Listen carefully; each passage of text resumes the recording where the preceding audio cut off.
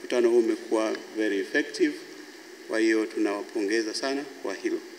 Pia watoa mada tunawapongeza sana kama bado wapo kwa kazi nzuri. Lakini kipekee nimpongeze msajili wa hazina Bwana Nehemia Mchechu pamoja na timu yake kwa kufanikisha mkutano huu. Tunatambua juhudi zako Mchechu. Manake hizi ni initiatives ambazo unaziona ni mpya, zinakuja na wewe na timu yako mpya mmeweza kuanza kufanya haya mambo. Kabla hapo ofisi ya TR imekuwepo kwa miaka mingi, lakini tulikuwa hatuyaoni haya. Kwa hiyo hongera sana kwa initiatives hizi na please keep it up. Serikali inatambua mchango wako na namna gani kote tunaweza tuka improve. Kama mlivyosema, kauli mbiu ya mkutano huu leveraging technology for enhanced performance inatukumbusha ukweli usiopingika kwamba teknolojia kwa sasa ni nyenzo muhimu sana katika kuleta maendeleo kwa kasi duniani kote katika kila sekta. Nimepitia program ya mkutano huu na nimeona kuwa katika siku 3 nilizokuwepo hapa mmepata fursa ya mawasilisho kutoka kwa wabobezi wengi kutoka ndani ya nchi, lakini pia na wabobezi wengine kutoka nje ya nchi kuhusu namna ya kutumia teknolojia katika kukuza utendaji. Ninafahamu pia kuwa mmepata wasaa wa kusikiliza majadiliano kuhusu makampuni ambayo yamepiga hatua kubwa katika utendaji na ambayo yameendelea kutoa mchango mkubwa kwa serikali na kwa jamii.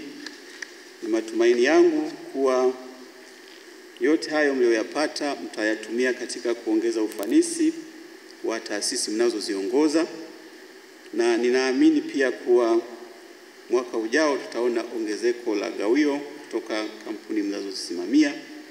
Aidha, ninaamini kuwa mtajitahidi kukuza faida au return on investment. Nimeambiwa kwamba average ni 7, lakini lengo ni kwenda zaidi ya 10.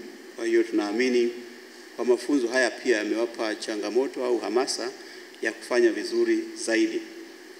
Ninataka utendaji wenu uakisi juhudi za serikali katika kuweka mazingira rafiki na wezeshi ya biashara na uwekezaji.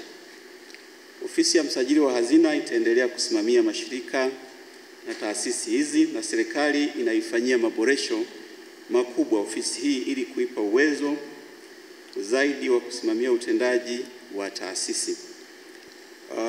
Pia rai yangu kwenu ni kwamba mwende mkasimamie na kuyatekeleza kikamilifu mambo haya yote 4 pamoja na mengine ambayo mmejadiliana, na kwa kufanya hivyo tutahakikisha kuwa maslahi ya serikali na nchi kwa ujumla yanalindwa na mtakuwa mmetimiza wajibu wenu vizuri na ipasavyo, kwa sababu nyinyi ni wachache, mpo about 40 something nadhani, lakini ni wateule serikali imewaamini.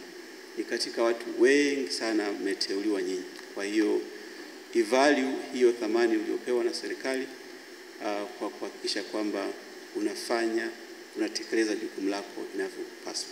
Quality ya board members imezidi kuimprove, Mheshimiwa Katibu Mkuu Kiongozi.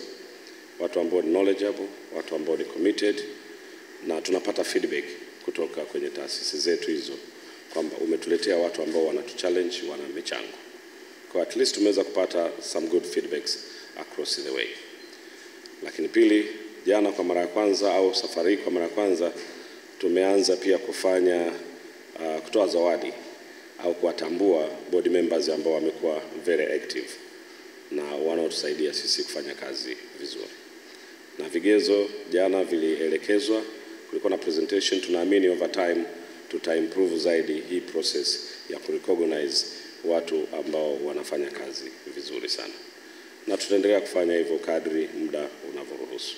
Hili kundi ni dogo leo, lakini ni kundi ambalo litaendelea kukua, Mheshimiwa Katibu Mkuu Kiongozi, kwa sababu kwa sheria ya mining tutajikuta tunapata makampuni mengi yatakayojoin hapa, lakini pia kwa maagizo ya kulist more companies tutakuta ile kundi linazidi kuongezeka. Kwa hiyo ni kundi ambalo nafikiri baadaye litakuwa linakaribiana ukubwa kwa siku za mbeleni sawa na makundi yale ambako ni SOEs na PSCs ambako kule tunakaribia